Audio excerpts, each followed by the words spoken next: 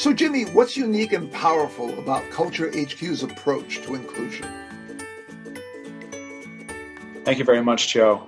We always think in CultureHQ of taking the most progressive response to inclusion and really including everybody. And I think the most powerful example you can think about is the lunchroom at school. And I think everyone's familiar with that type of setup. You know, you walk in and you often see the people who are similar to each other sitting at the various tables together.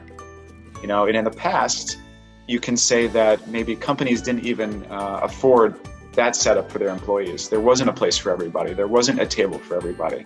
There was one time back in the day where that was the typical environment at a company. Then companies established these employee resource groups. And these ERGs, as they call them, of course, were seen as the progressive thing where there was a table for everybody. And this whole idea of inclusion was, is there a spot for me? Is there a place for me if I'm a minority, or if I believe in this? Is there an ERG that I can tap into at a company? And I think that's been the status quo for so long now, and it's really it's hurting companies. The step beyond that is, how do we connect the tables? And that's the idea of real inclusion. The idea of inclusion isn't that there's a table over here that's siloed and doesn't communicate with everybody else, or that everybody else isn't involved in or can't get involved in. The idea is that you have a table for everyone and the tables are interconnected.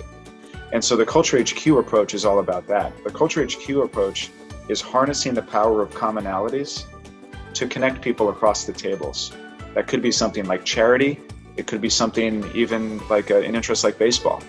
You know, and that's something that can bridge these gaps. That's something that can build trust. Ultimately, that's something that can get everybody involved and feel that sense of belonging and community. And that's what we're striving to do with the CultureHQ platform.